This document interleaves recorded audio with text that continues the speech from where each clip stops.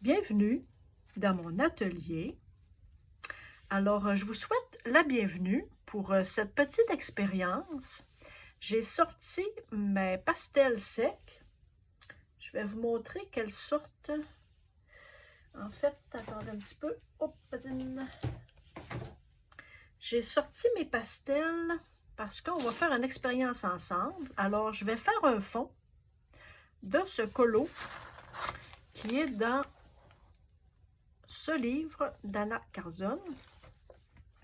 Alors, je ne savais pas qu'est-ce que j'allais faire comme fond pour ce dessin et je me suis dit, je vais expérimenter quelque chose avec mes pastels. Alors, ici, j'ai mes pastels de Faber-Castell,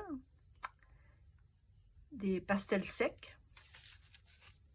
Et j'ai ceci qui est du Mongio,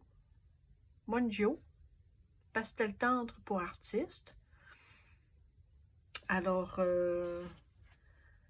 je sais que le pastel, moi je fais beaucoup de dégâts avec ça. J'aime pas particulièrement travailler avec ce genre de matériel en fait. Je vais juste, pendant que j'y pense, chercher mon fixatif.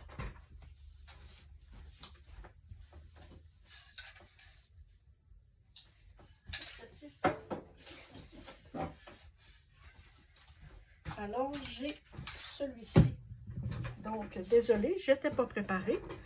Alors, comme fixatif, j'ai celui-ci de PBO, fixatif pastel, crayon et fusain, sans acide. Alors, pour technique sèche. Alors, évidemment, quand on travaille avec du pastel, il faut absolument protéger notre travail à la fin. Donc, j'ai aussi un petit couteau, comme ça, pour gratter mes craies. Et j'ai reçu, la semaine dernière, un petit kit que j'ai commandé sur Amazon parce que moi, le pastel, j'utilisais beaucoup mes doigts pour l'étendre et j'utilisais aussi des petits cure-oreilles qu'on a ici au Québec. Des petits cure-oreilles, c'était pas très précis. J'ai acheté dans un endroit où ils vendent un peu des cosmétiques. J'ai acheté ceci aussi pour m'aider.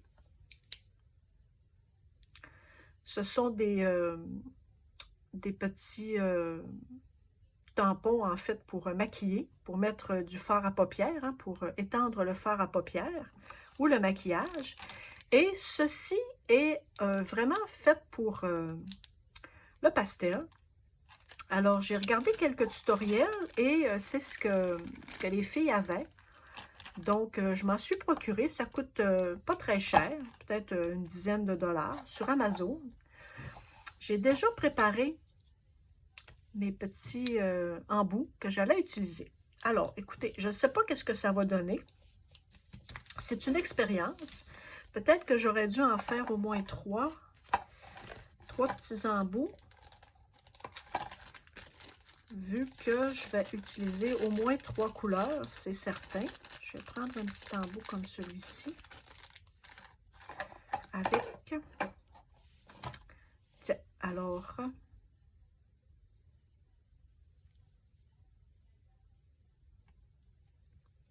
Bon, évidemment, je ne serais pas capable de le mettre.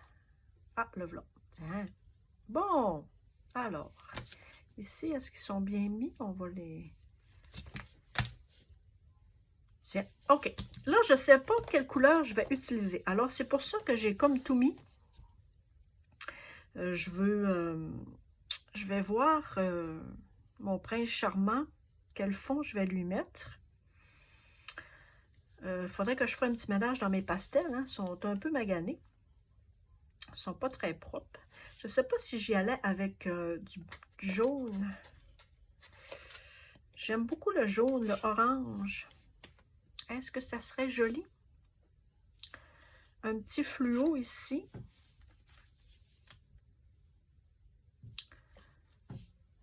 Ou un petit pâle. Ça, c'est comme un petit beige. Évidemment, je vais être déjà toute seule juste à à vouloir trouver mes couleurs. En fait, je vais commencer peut-être avec ceux-là. Je vais me déplacer ça un peu. J'ai protégé mes deux surfaces. Là, j'ai déjà un colo de ce côté-là. Alors, l'idée, c'est vraiment de mettre juste un petit peu de matériel ici et là.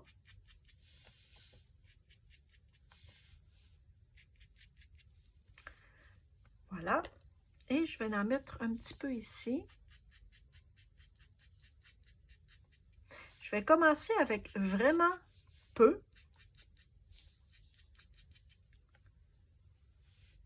Et on verra ensuite.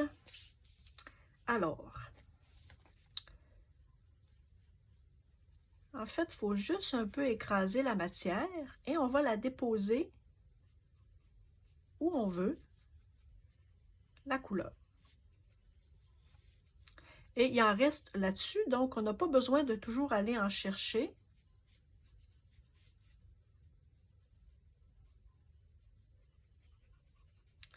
Là, c'est vraiment un essai que je fais avec vous parce que je ne l'ai pas fait avant. Alors, je suis sans filet, comme on dit.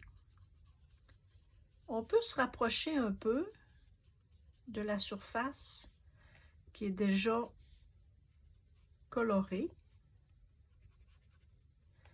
Là, c'est vrai que j'en ai mis très peu. Alors, peut-être que je devrais en mettre un petit peu plus.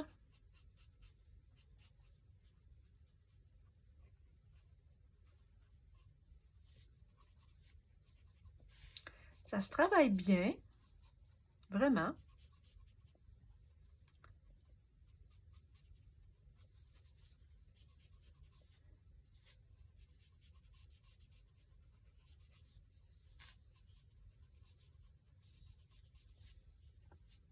Je vais aller chercher du pigment plus foncé un petit peu pour faire juste ici.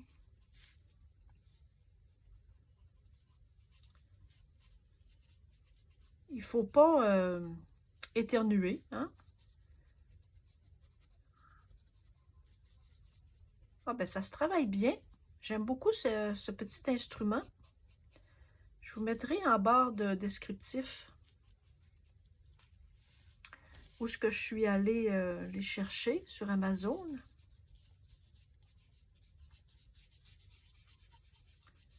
Ah ben je suis agréablement surprise. Ça se travaille très bien.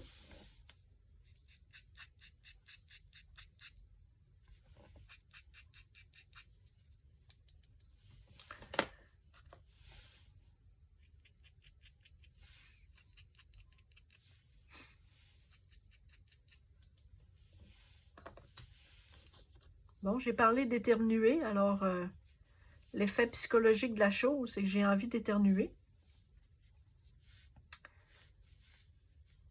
Je vais aller un petit peu au milieu. Je ne sais pas comment utiliser ce petit instrument-là, comment le prendre. Alors, c'est très agréable, vraiment.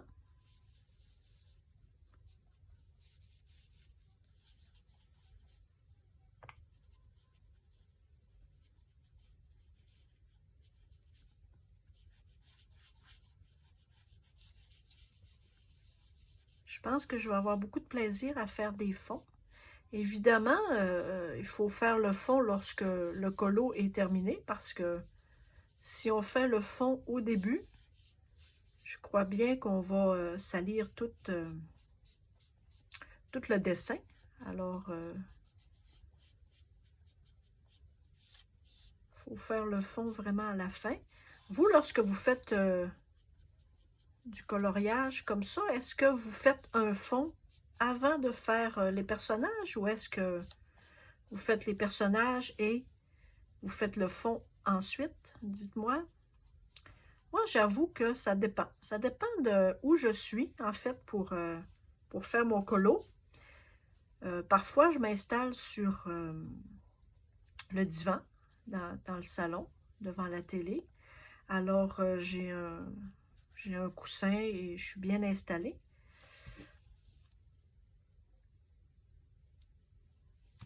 Alors, parfois, je peux faire juste les fonds si je veux pas trop me casser la tête pour trouver des couleurs, faire des tests de couleurs et tout. Alors, j'y vais avec des formules gagnantes. Là. Parfois, mes fonds sont gris, noirs et gris, où j'ai déjà des combos qui sont un peu établis. Alors, je sais que ça fonctionne bien. Donc, parfois, je fais juste des fonds,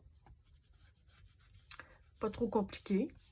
Et parfois, ben, il y a des personnages qui m'appellent. Alors, je fais les personnages en premier et je fais le fond après. Là, celui-ci, je ne savais pas le fond, qu'est-ce que j'allais faire. Alors, j'ai fait les personnages. Et il m'est venu l'idée d'utiliser mes pastels.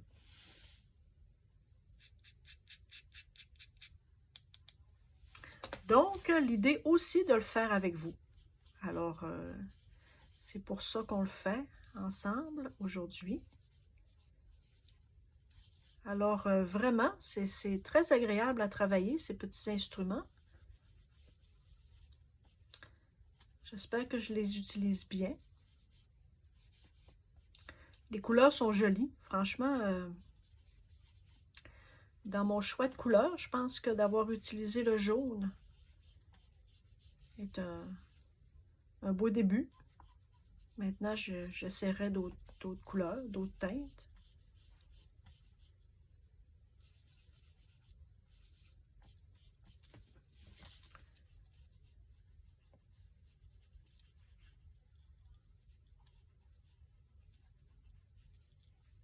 On fait juste glisser la matière.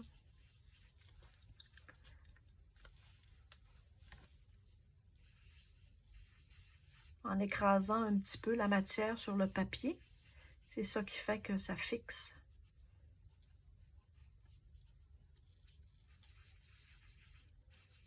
J'espère que vous voyez bien hein, le petit jaune. Il n'y a pas une grosse différence dans mes jaunes. Enfin, c'est pas très marqué pour l'instant. Même si, regardez, j'avais ce jaune-là et celui-ci. Il y a une différence sur le bâton. Mais sur le papier, il n'y a pas une si grande différence. J'en ajouterai.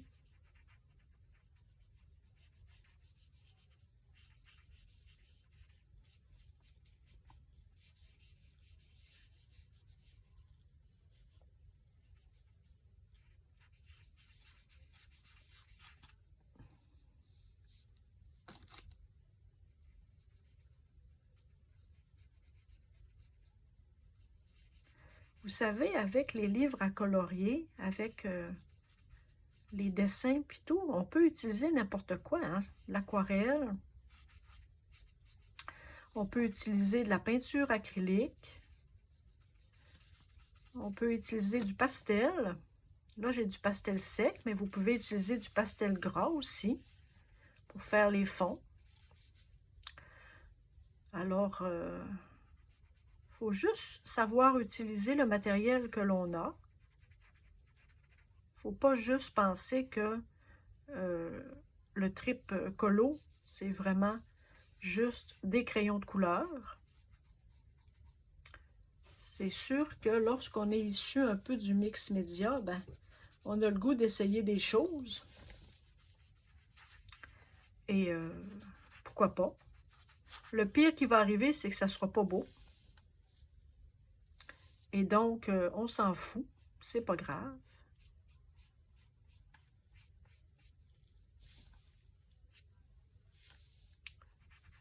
Faut essayer. Faut oser.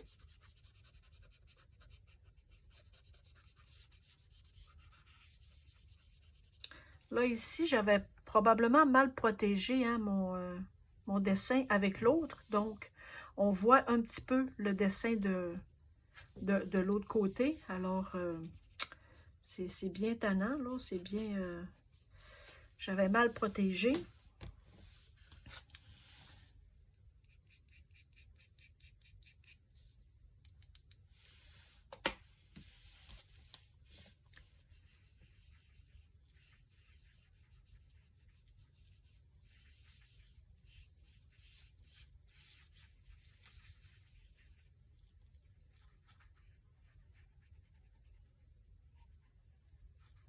C'est très méditatif, vraiment.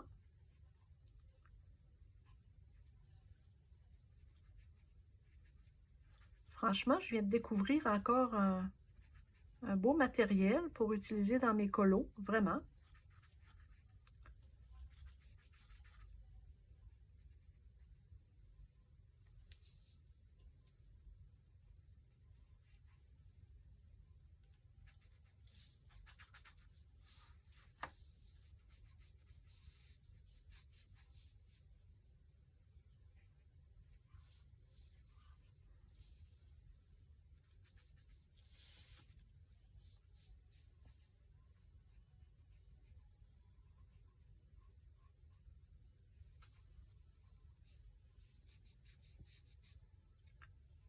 Ça, c'est certain que je ne pourrais pas faire des fonds comme ça, assise sur mon divan, hein, dans le salon, évidemment. Ça va être à la table de travail, à la table de création. Donc, ça va être le soir. Ça va être un beau moment de détente, ça. Vous l'essayerez, vraiment. Un très beau moment de détente. Sans trop de prise de tête. Le seul souci étant de trouver peut-être des couleurs qui seront intéressantes. Moi, ça n'a pas été très, très difficile. Deux petits jaunes. Tiens, je peux même peut-être passer par-dessus comme ça. Est-ce que ça fait un petit résidu? Non, hein? Bon, ben, écoutez, je suis très, très, très satisfaite de mon petit fond. Je vais voir si j'utilisais un petit orange plus foncé. Ça, je vais le mettre ici. Là, j'ai utilisé celui-ci. Je ne sais pas si j'osais. Je ne sais pas si lui fait une petite différence. Essayons.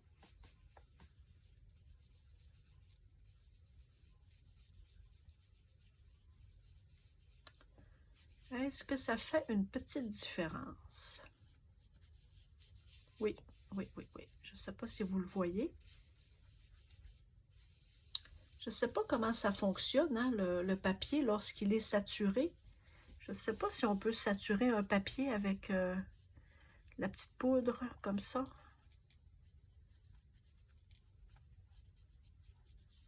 Oh oui, il y a une petite différence. Il y a une petite différence.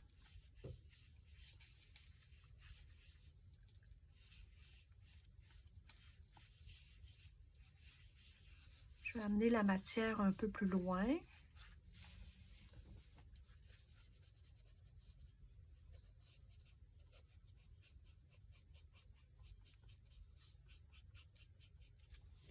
Oui, oui, oui, on voit une petite différence. Est-ce que je prends une chance et je l'amène un peu? Mon dessin a été fait, je ne vous l'ai pas dit, hein, mon dessin a été fait au début avec mes Prismacolor aquarellables. Alors, j'ai fait la pomme et j'ai fait mon prince charmant. Et le reste est fait au Prismacolor premier.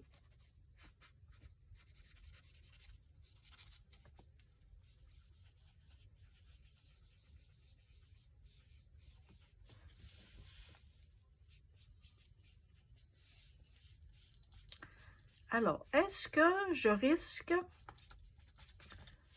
un petit peu plus orangé? Allons-y. Ici, j'ai...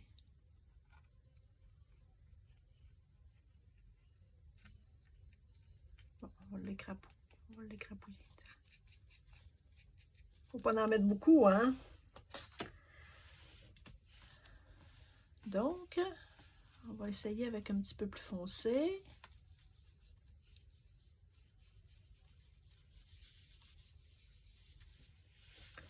Oui, on voit aussi encore une petite différence. Mais là, je pense que je vais arrêter aussi, là. dans les orangés, parce qu'après ça, je vais tomber dans un peu le rouge. Et là, je voudrais que ça soit subtil. Je voudrais pas que ça paraisse trop.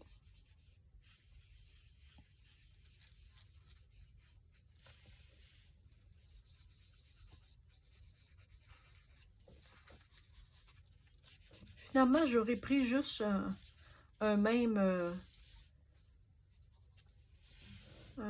petit applicateur, hein, un applicateur, on va l'appeler ça comme ça. Donc, c'est pas trop de dépenses, franchement. Tiens, alors je crois que ça va être ça pour cette présentation-ci, vraiment. J'espère que vous aurez appris quelque chose, comme moi. Et donc, j'espère aussi que je vous inspire à utiliser votre matériel, à essayer des choses. Aussi que le colo, faire du coloriage, en fait, ce n'est pas que des crayons de couleur. Alors, on peut essayer plein de choses, utiliser le matériel que vous avez. Hein. Moi, j'ai utilisé pour des colos de la gouache, de l'acrylique, j'ai utilisé des crayons aquarellables, j'ai utilisé de l'aquarelle, j'ai utilisé du pastel sec.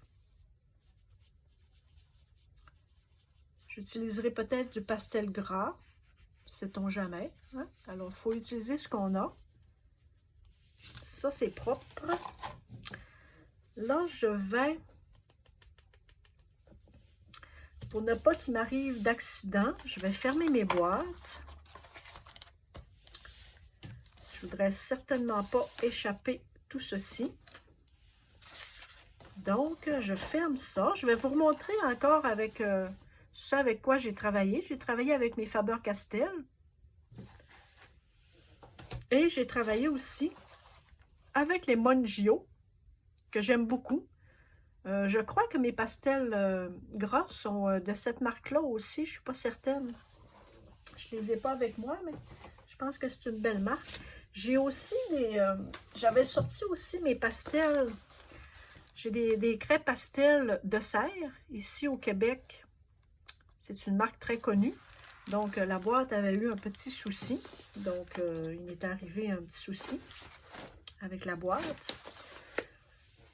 C'est pas toujours fait costaud, hein? Donc, je vais me passer un petit coup de linge. Je vais peut-être juste un peu essuyer ma petite éponge. Je vais la garder.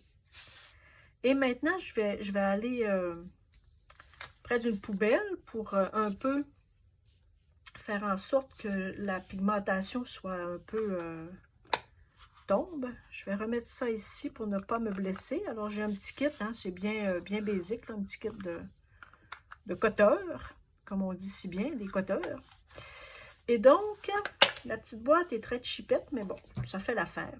Donc, écoutez, merci beaucoup. Merci pour votre présence. Merci beaucoup d'être là. Merci pour vos commentaires. Je vais peut-être juste vous le montrer de plus proche. Donc, si vous voyez un peu, qu'est-ce que ça dit?